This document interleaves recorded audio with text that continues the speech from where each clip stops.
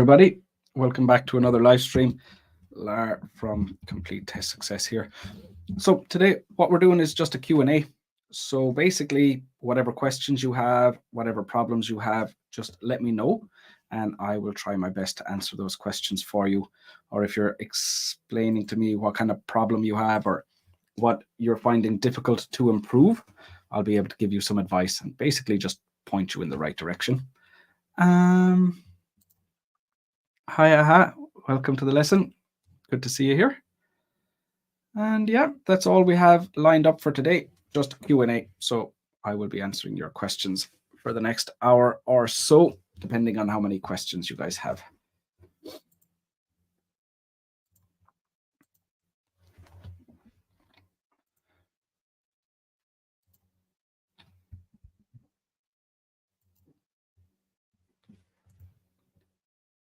Hi, Rakib.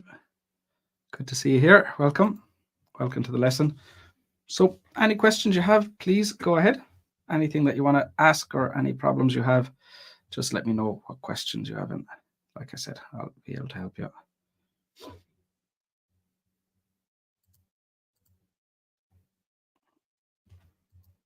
Hi, Lewis. Good to see you here again.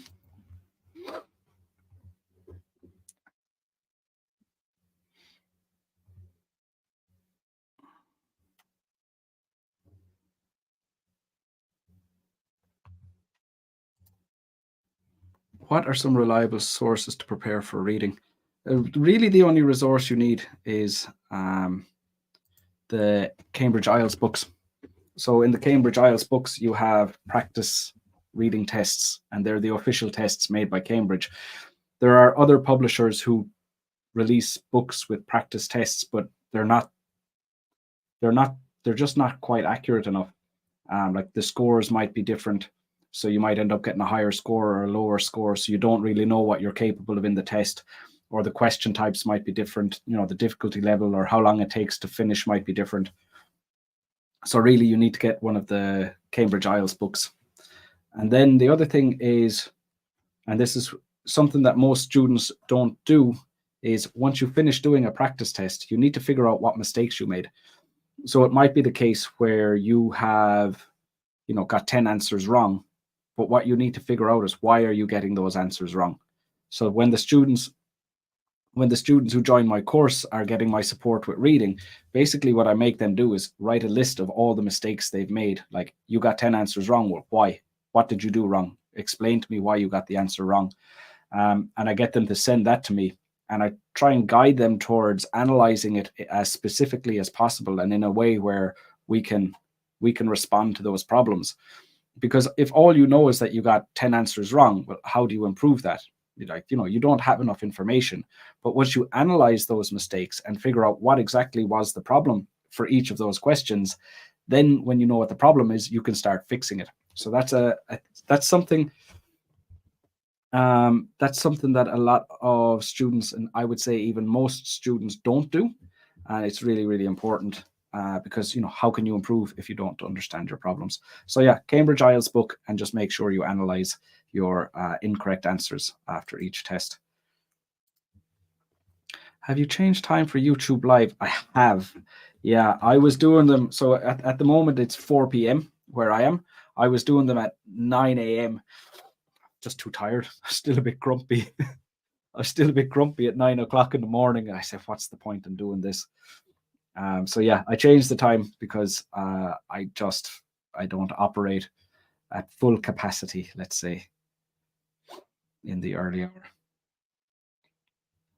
Yeah, I definitely. So that was after the clocks changed. They changed the clocks here a few weeks ago, and I changed the time then. Rakib, my exam is on 16th of December, sir. What should I do before my exam? Well, just work on your weaknesses. You need to continue working on your weaknesses, but be realistic about what can you do in a short period of time. You're not going to improve your vocab from a band 6 to a band 7 in 4 days. So be realistic. What can you do? You can work on your task achievement. You can work on like cohesive devices to make sure you're not making any big mistakes there. When it comes to writing, you might be able to make some small improvements in grammar, but nothing very significant. you could improve your fluency in that length of time if you spend a few hours every day practicing to speak in English and answering IELTS style questions. So those types of things you can do, but be realistic. And the other thing then is, don't study up until the very last minute on the day before the test, because it's a long day, especially if you're doing speaking on the same day as the other parts of the test. So if you're doing reading, listening, writing, and speaking all on the same day, you're going to be exhausted by the end of it. So you don't want to start the day being exhausted. So on the day before the test, do a bit, absolutely do a bit, but you don't want to overdo it either. Hi, Eman. Oh, and as well, best of luck in the test, Rakib. Hafiza, sir, during the speaking test in part 3, I usually run out of ideas because I've given all the ideas in part 2. Well, the questions are not going to be about the same thing. They're not going to be asking you about the same thing as you discussed. It's going to be the same topic, but let's say, for example, in part 2 you discussed a holiday that you went on, and then in part 3 you'll be asked about just holidays in general, like, what do people in your country do? So it shouldn't be the same information. I think you have a different issue. What you're describing here doesn't sound like an issue I've encountered with my students ever. And, I've been teaching IELTS since 2010. So I think you've misdiagnosed your issue. I think there's another problem that you're experiencing. Hi, Hassan. Welcome. XIX experience. Sometimes I find it very difficult to distinguish between false and not given. So the difference is false will tell you what the information is. Okay. So like, let's say if the question is, Lar is 40 years old. And then in the text, it says Lar is 42 years old. Well, now you know it's false because he's not 40, he's 42. So there, that's what it looks like when it's not false. It tells you specifically that the sentence is wrong. But when the question is not given, it mightn't say anything. It might just say, Lar is a middle-aged man, or it might say, Lar's in his 40s, or it might say something kind of vague, but not specifically the exact age. So that's when it's not given, is it doesn't say it to you. So that's the difference. When it says false, you'll be able to go, look, this sentence is wrong, as in the question. The sentence in the question is wrong because in the text it says this, and it directly contradicts. So that's the difference. I'm doing good. Thanks, Donmai. Lewis, in case we can't afford to buy Cambridge books, are there any alternatives? No, there aren't any alternatives. I would say, you might have some friends who've done the IELTS test, borrow them from them, or maybe go to the library, see if the library has them. But no, there are no other reliable sources. So you're going to have to get the Cambridge books for sure. I know they're a bit expensive, but they're not as expensive as repeating the test several times. You do need them. You definitely need them. Yeah. Speaking is very difficult for me. Okay, Norman. So what you need to do, figure out. Actually, hang on a sec. What you need to do here is you need to figure out, why is it difficult for you? Is it because you don't have the vocabulary you need to communicate your ideas? Is it because you make such significant grammar mistakes that the person you're talking to doesn't understand you? Is it that your pronunciation is poor and when you speak, again, the person doesn't understand you? Is it because your fluency is so bad that you have big, long pauses and the person you're speaking to is sitting around waiting for a very long time before you say what you want to say? So figure out what are you trying to improve and spend some time working on that area. A lot of students will say to me, how do I improve speaking? But you can't really improve speaking as one thing. You need to improve it as 4 different things. If you need to improve your fluency, work on that. Practice speaking in English more often. If you need to improve your vocab, sit down and study vocab. Same with grammar. With pronunciation, if you're not pronouncing the words correctly, you need to learn how to do that. Like, what are you doing with your mouth? What position do you need to put your mouth in? What are you doing instead of the correct thing? find out what your mistakes are and work on that. So, you know, it depends on what you're trying to improve. And it might be you need to improve everything. Maybe you need to improve your fluency and your vocab and your grammar and your pronunciation. I mean, that's true for some people too. But you need to figure out what you're studying first. If you just sit down and say, I'm studying speaking, that's not focused enough. You need to focus specifically on fluency or vocab or grammar or pronunciation. What should we do to get a high score in speaking? Speaking is very straightforward compared to writing. You work on improving those 4 areas until you're good enough to get the score you need. With the students on my course, what I'll do is I'll tell them specifically what their weakest area is so they know how to work on it. I'll help them improve that. Or if it's grammar, I'll point out specifically what grammar mistake, or if it's pronunciation, I'll tell them what the pronunciation mistakes are and show them how to fix that. But that's basically it. That's basically what you're doing. You find out what your weaknesses are and you fix them. And it's always going to be within those 4 areas: fluency, vocab, grammar, and pronunciation. But if you're trying to improve grammar, you know, you don't just want to sit down and read a grammar book. You need to, again, focus on as specific an area as possible. So if your area of weakness is, you know, plurals, you need to make sure you understand the grammar first. Then you need to do some research, make sure that you understand how it's used and you see how it's used in the real world, and then try to actually integrate it into your own writing and your own speaking. So the more focused you are on a small thing, the easier it is to improve. So if you're trying to improve grammar, that's difficult. If you're trying to improve like plurals, that's more realistic. Is there any book including model answers for speaking? I've seen books out there, but it's not really going to help you improve. I guess it might help you see kind of the format of the test. British Council has some recordings of IELTS speaking tests on YouTube, so you could take a look at those. I have some recordings of speaking tests as well.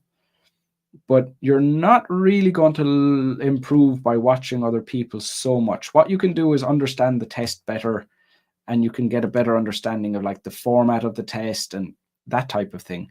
But ultimately, if you're not good at thinking of ideas, you need to practice more, practice answering those types of questions more, and you know, going through the hard work to improve. But looking at a book of model answers, what I worry about here, some students, they'll learn answers off by heart. So instead of speaking for themselves, they'll memorize answers, and then in the test, they'll just go and repeat those answers. That doesn't work. That doesn't improve your score. The examiner will recognize what you're doing, and any of the good fluency, any of the good vocab or grammar, it doesn't count towards your score. They'll just ignore that and they'll count the other stuff. So it's not a suitable way of improving your scores. It doesn't work that way, unfortunately. But yeah, just practice. Start working on whatever your weaknesses are. Cheveria, hello to you. Welcome. Ali, currently my IELTS score is 5.5. Can I increase up to 8 in 4 months?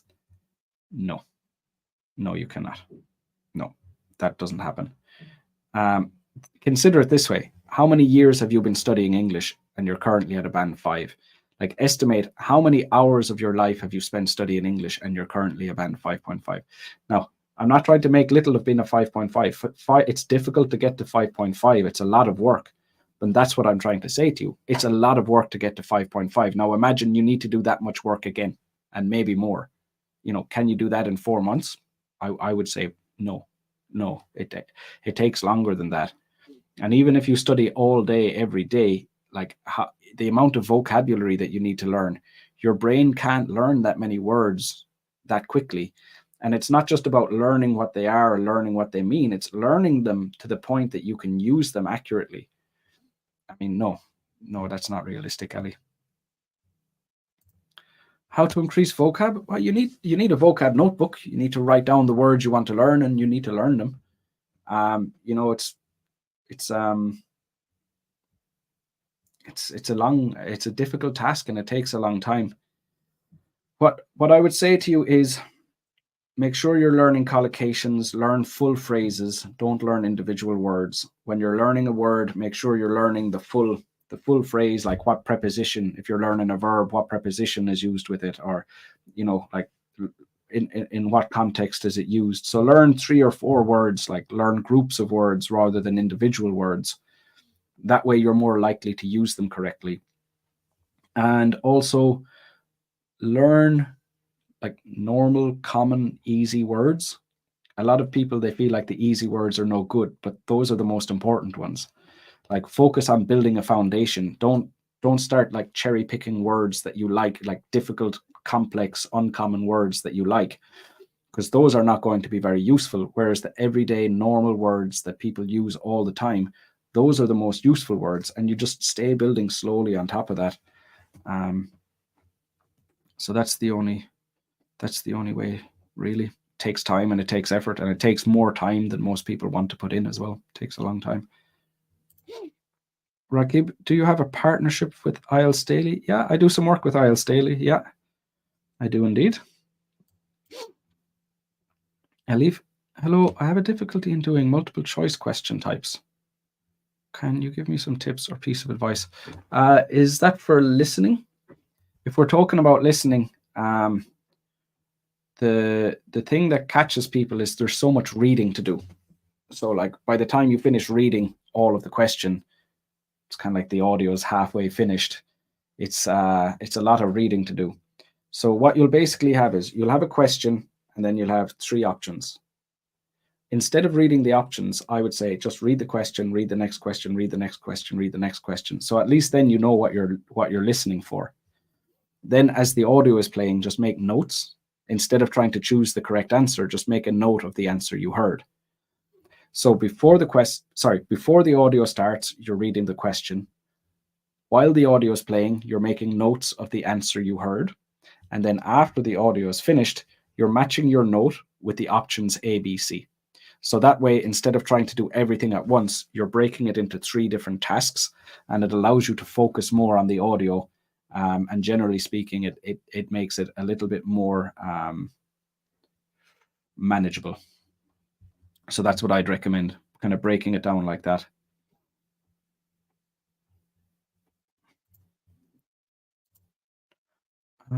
Mohammed, can you please explain how IELTS writing is assessed? For example, if you got band 9 in task 1 and 7 in task 2, what score you will score? Is it the average of the 2? No. So task 1 is worth 1/3, like 33.33%, and task 2 is worth 2/3, as in 66.66. So the easiest way to do that is you go 9, because that's task 1, plus 7 plus 7. So that's your task 2 score twice. So your task score once plus your task 2 scores twice. 9 plus 7 plus 7, and then you divide that by 3. That's the easiest way to get the overall score. Lewis, can fluency problems pauses and hesitations due to a lack of vocabulary and uncertainty about the correct grammatical structure? Yeah, oh yeah, definitely. I misread that question. Can fluency problems be due to a lack of vocab and certain grammatical structures? Yeah, definitely. I'll quite regularly have students who are trying not to make grammar mistakes while they're in the speaking test. So instead of just thinking about what they want to say, they're thinking about plurals, they're thinking about articles, they're thinking about subject-verb agreement, and they're thinking about all those things. And of course, they're spending so much time thinking about grammar, then their fluency is going way down. So yeah, that happens to a lot of students, or students who want to, use words that they think are good or impressive. So they spend all their time thinking of vocab instead of communicating. And again, they get a low vocab score. Sorry, a low fluency score. So yeah, that's a very common problem. What I recommend is use the vocab that's coming to you naturally. The words that come to you naturally as you're trying to communicate. Those are the words you should be using when you're in your test. And whatever grammar mistakes you're naturally making, just let them happen in the test. While you're in the test, you should be focusing on just clearly delivering your answers and developing your answers. And if you had a grammar problem, that is something you should have fixed before you got to the test. If you wait until test day and you're going, okay, normally I make all these grammar mistakes, but today I'm magically not going to make them and still have good fluency, it's not going to happen. So you have to be realistic. You know, the brain can only do so many things at once. And trying to think about grammar and vocab while also maintaining fluency is not realistic. No, it doesn't happen. So yeah, you're dead right, Lewis. That's definitely something that happens, people. Eid, sincere greeting from Kabul, Afghanistan. Great. Good to see you here again, Eid. Thanks for joining. Abul from Bangladesh. Welcome, Abul. I'm not good at speaking. What should I do? So we were talking about this earlier on, Andrew. What makes you not good at speaking? Is it your fluency, your vocab, your grammar, or your pronunciation? And just work on that area. Work on that one thing that makes you feel that you're not good. Sir, is it better, Hafiza? Sir, is it better to speak haltingly, but the grammar and vocab are correct, or to speak fluently, but the grammar and vocab are wrong? I would say fluently. I would say fluently. If you're pausing and hesitating a lot, you're going to get a band 5 for fluency. You can make grammar mistakes in pretty much every sentence that you say and still get a band 6. So, but it depends on your strengths. But like, you know, if it depends what scores you're on, it would be different for everyone. But in general, you shouldn't be focusing a lot on vocab or grammar. You know, you should have fixed whatever mistakes you're making by the time you get to the IELTS test, not you know, this type of thing. If you're going into the test and you're going like, okay, I'm going to try not to make grammar mistakes, you're leaving it a little bit too late. And that's basically what that is you're underprepared for the test. You haven't prepared properly if you're in that situation. And I know, you know, we're all busy. We all have things to do. There's more things to life than IELTS. But the reality is, if you're going into the IELTS test and you're still not at the grammar level you need to be, well, then you're underprepared for the test. You needed more time, or you needed to work harder, or, you know, whatever way you want to think about it. Elif, you're very welcome. Teveria, how much time to practice is required for getting 8 band? Well, it depends where you're starting. It would depend where you're starting. But for a band 8, I mean, very few people in the world get a band 8. So many years. But it's the type of student as well. Like, somebody who's getting a band 8 loves speaking in English. Like, they love the English language. You know, it's a passion for somebody who's going to get a band 8. It's not somebody who's studying a subject that, you know, they have to do it because they need the score. Like, somebody who gets a band 8 is somebody who's incredibly invested in the English language and would spend all of their time interacting in it, and, you know, like reading in English and communicating in English and on forums, and, you know, like watching movies and TVs, and, you know, really gets a kick, like really loves it. So to get a band 8 is far beyond somebody who's just trying really hard.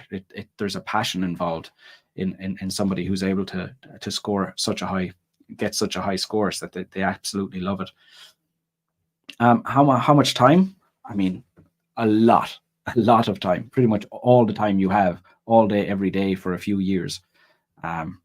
It's an incredible achievement for anyone to get such a high score. I mean, 7 is an incredibly high level of English.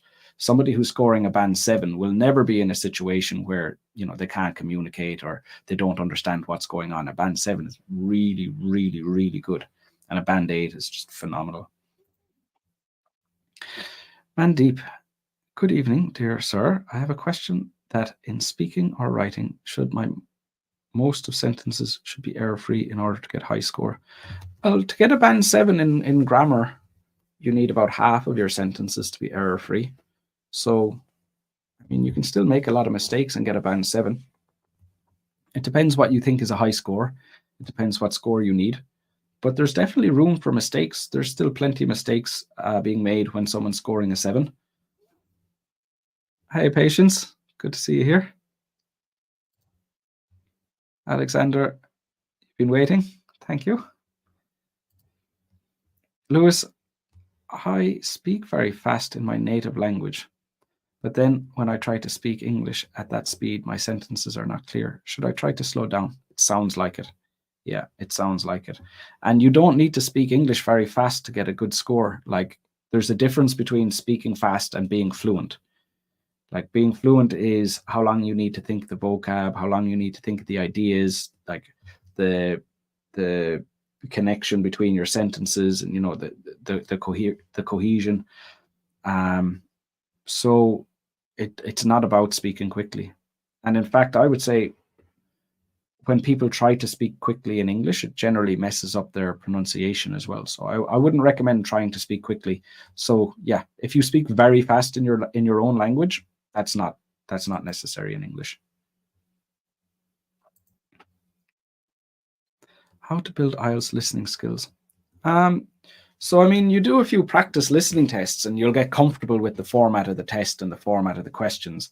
And like I was saying earlier on with reading, like you need to analyze your incorrect answers, and you need to figure out why you're getting those answers wrong so that you can fix those problems.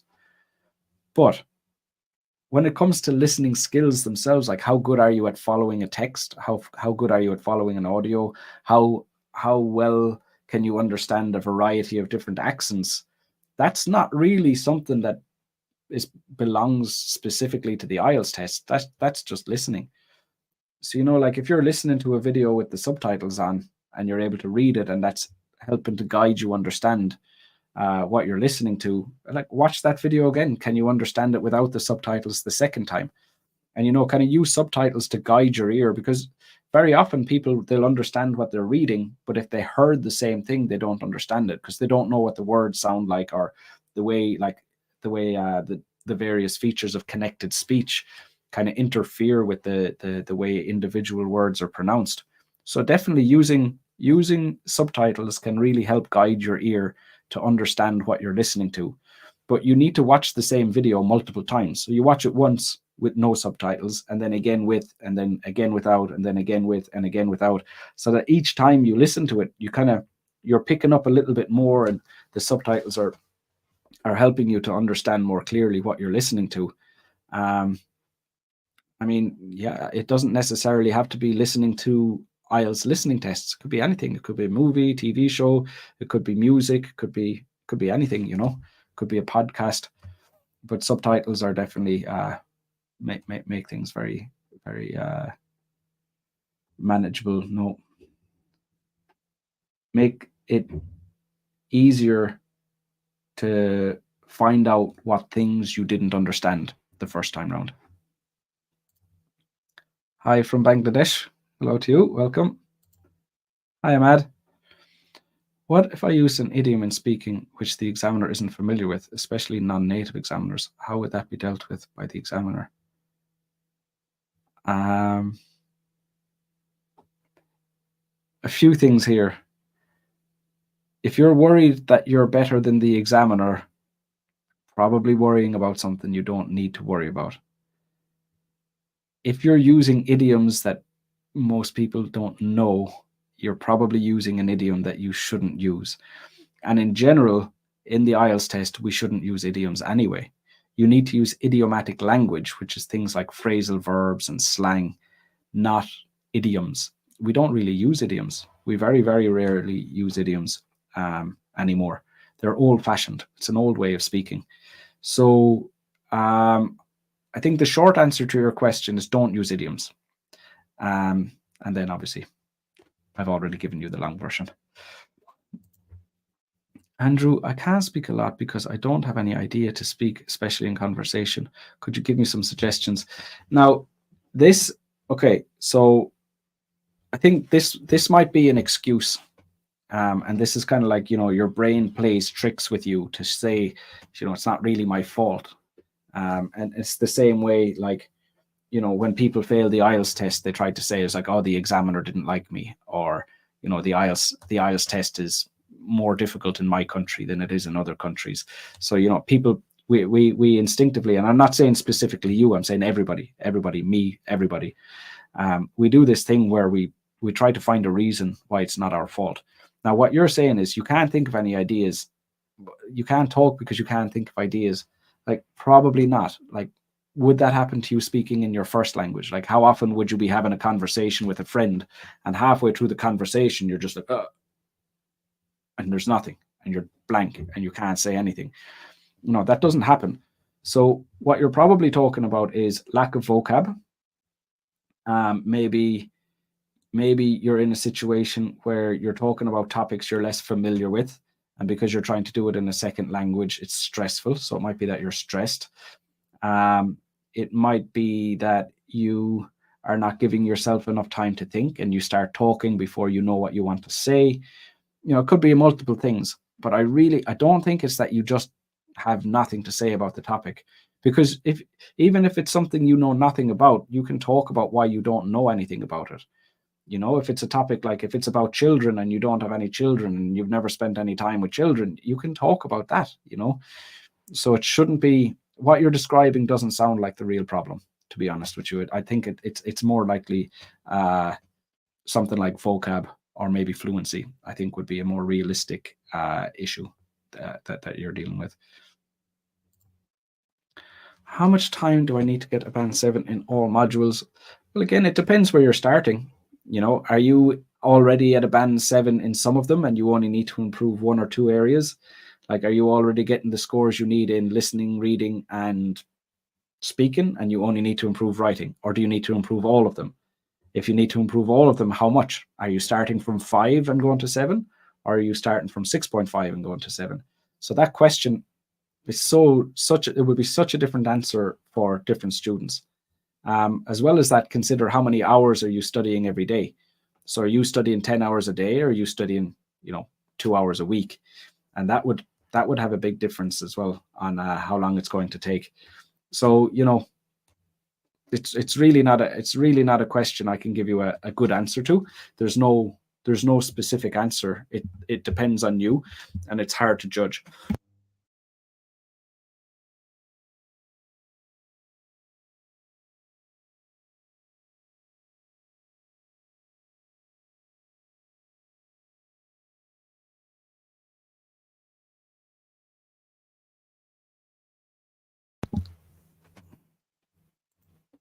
Mandeep, dear sir, in writing and speaking, 50% is vocabulary, but it's very difficult to build vocabulary in every topic. So please suggest me, how can I build my vocab? It's like we were talking about earlier on. Just stay building on what you know and learning new words and new phrases. Choose words that are already familiar to you, because those are words that are common. And review. You've got to review every day, and it does take a long time. It's not that some people are lucky and they can learn quickly. Everybody has to work very, very hard to improve vocab, and some people are lucky because they've already done it in the past, and they already know enough. And some people, they still need to learn it. But it's not that you can avoid it. It's as difficult as you think it is. You need to sit down, and it's very boring too. Just one thing there, it's not 50%, it's 25%. So it's 25% of your score. But what I said about how to learn is still the same. Sir, please, how much writing practice do I need to do to move from a 6 to a band 7? Well, again, it depends. And writing practice can help you with some parts of the test. But if the situation is your grammar is a 6 and you need to improve it to a 7, well, then we would do no writing practice. So if you were on my one-on-one course and we discovered that you had a grammar problem, we wouldn't be doing more writing practice. We'd be studying grammar. And if we discovered that it was a vocab problem, we wouldn't be doing writing. We'd be studying vocab. So it just depends. The solution has to match the problem. If it's task achievement, we might just end up planning lots of essays instead of writing lots of essays. So it's not as simple as doing lots of writing improves your writing score. You need to figure out, what are you doing wrong, address that problem. When you've done that, then write another essay, and then see what your essays look like after that. Ahmad, as an examiner, Lar, do you have a special kind of rubric totally different from the public rubric, which is available for everyone? That's pretty much the same thing. It's pretty much the same thing. There's very little There's very little difference between them. They released the ones that are available online. The new ones online are the same ones the examiners are using. They're not different anymore. Dear sir, native speakers use idiomatic language naturally. Is it possible for non-native speaker to speak naturally in order to get perfect 9 bands? Yeah, it is, but it's it's a very, very high level. It's not like if you're currently at a band 6, I wouldn't recommend you start learning idiomatic language. You should continue learning the normal language that will bring you to a 7. Like, you're not going to go from 6 to 9. You're going to go from 6 to 7 and 7 to 8 and 8 to 9. So, you just continue learning the words that are useful for you right now. Like, if you weren't doing the IELTS test, what vocab would be useful to you right now? What type of words would you be learning right now? That's the way you should look at it. So improving vocab shouldn't be different because you're doing the IELTS test. Improving vocab should be the exact same no matter where you are in your life. You should just be learning vocab the same way you've always learned vocab. So I wouldn't, and a lot of people, they start learning special words that they want to use in the IELTS test. Now, granted, you might be learning special topics. So, like, if you're not familiar with sport, and then you start studying vocab related to sport for the IELTS test, that's fine. But you wouldn't go learning like uncommon lists of IELTS words that you find online. Just continue studying kind of more organically and more naturally.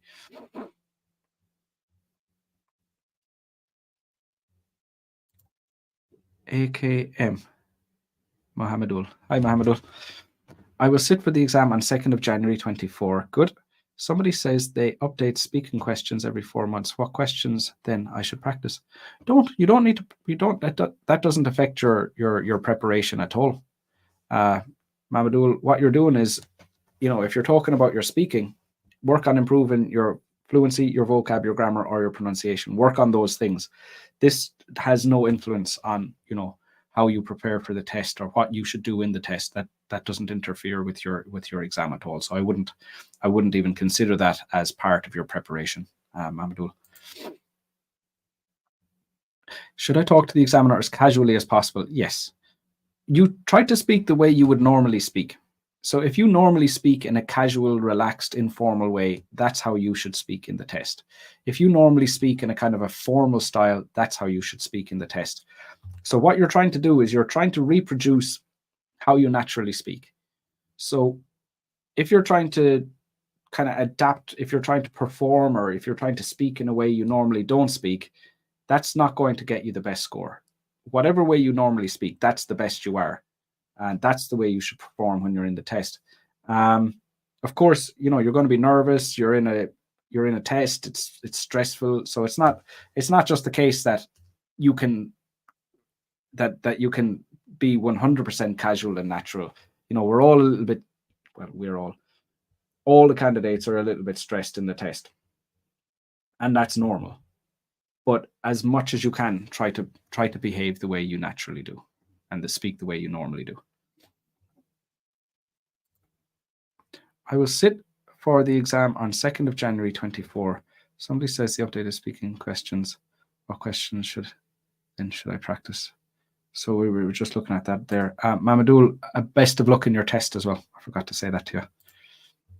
Mohammed, when I do listening test, I often get the answers for the majority of questions, but I make some silly mistakes, for example, forgetting an, the, get, on, or writing one number wrong in a big series of numbers that I listened correctly, or writing one word while the correct answer is 2 words, or the 2 words are hyphenated and I didn't know it, or forgetting a letter in a word. It's disappointing that I can hear the answers, but when I transfer the answers, I lose a lot of marks.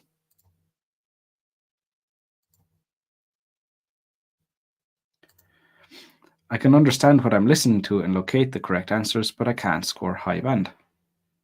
I guess my question really would, like, why? Why is that happening? Like, are you not focusing? Are you trying to think of too many things at the same time? Is it just carelessness? Are you rushing yourself? Like, why is that happening? Like, like if you knew the number was 2, but you're writing down the number 9, I don't understand why that would happen. So you need to ask yourself, like, what's going on? What's going on in your head that you're so unfocused that you know the number, but you're writing the wrong number? You need to ask yourself, how is that happening, or why is that happening? You need to get to the bottom of that. You need to think back to, what was going on in your head while you were doing the listening test. And you need to be able to analyze those problems more deeply. So what you're doing at the moment is you're describing what mistakes you're making, but you're not describing why you're making those mistakes. And the reason why you're making those mistakes is important, and you need to figure that out. Lewis, when I try to connect words, my speech becomes less clear. Would my pronunciation score be greatly affected if I pronounce word by word? Yes, definitely, because there's going to be no sentence stress. All those features of connected speech are going to be gone. Yeah, that's definitely going to have a bad effect on your pronunciation score. Alexander, many say that speaking vocabulary and writing vocabulary are different. What is your take on this? There are definitely some words, but it's about what vocab is formal and what vocab is informal. So in the writing test, you can only use formal vocab, whereas in the speaking test, you can use whatever you want. But yeah, but most of the words are going to be the same. Like most of the words that you would use in writing, you would use in speaking, and most of the words you'd use in speaking, you would use in writing. But any of the slang terms, a lot of the phrasal verbs, that type of stuff, you wouldn't use in your writing test. So yeah, that's true, but the majority of the vocab is suitable for both.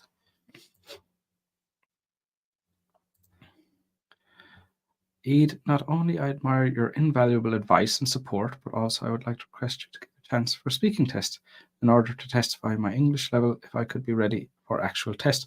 Yeah, so if you want to do a speaking test with me, Eid, that's my email address there, lar@completetestsuccess.com. Send me an email and I'll show you the link that you need to purchase that service. But yeah, certainly we can arrange that. Osru, how can I improve my cohesive devices? What does it mean by mechanical use of cohesive devices? Improve your cohesive devices. You don't really need that many. There aren't that many that we use. There's about 10 that we would use in writing. And then in speaking, it's just so and but, because we don't go overboard with complicated cohesive devices when we're speaking. Mechanical use of cohesive devices is when you're using them in a way like you've decided what cohesive devices to use in your essay before you even know what the essay is about. Like you're going to say, on the one hand, firstly, secondly, thirdly. On the other hand, firstly, secondly, thirdly, like that type of thing, where it's very, very, it doesn't really show any direct connection with the topic, and it doesn't really reflect the specific relationships between the different pieces of information in your answer. So basically, are you using them? Are you deciding to use them while you're writing because they're necessary, or did you make a decision that you're going to use these 4 cohesive devices in every task 2 essay? That type of thing. That's what makes it mechanical.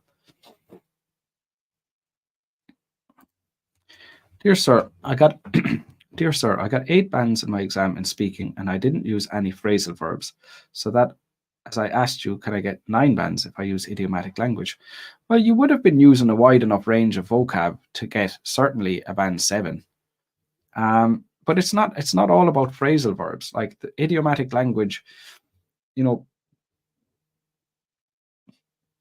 just common everyday phrasal verbs, like, I like to go out to meet my friends sometimes. That go out, that's a phrasal verb. It doesn't have to be complicated. And then it could be like, less common language, like saying hang out instead of spend time or something like that. It doesn't have to be very complicated, difficult vocab. And the thing is, the better your English gets, the more vocab that you think is easy. So you're in there thinking, I'm just using normal, easy vocab. But if your English is good enough to get a band 8, it's, because your English is very, very good. So no matter what your level is, somebody who's a band 6, they should be using the words that they think the words that they think are easy. And if you're a band 8, you should still be using the words that you think are easy. Obviously, a band 8 is much higher than a band 6, so they'll have a wider range of vocab. But no, you still shouldn't be trying to use certain phrases. You should just continue studying vocab and use the words that come to you naturally. Use the words that you think are the normal words to use in that situation. And that's still the way to go. And it's not like a few extra phrasal verbs would have instantly brought you to a band 9. There's more involved than that. Sir, can I use my opinion in part 3 speaking? Yeah, you can use your own opinion. In part 3, they're saying not to talk about yourself. So you're supposed to talk about people in general, but it's still your opinion. So like why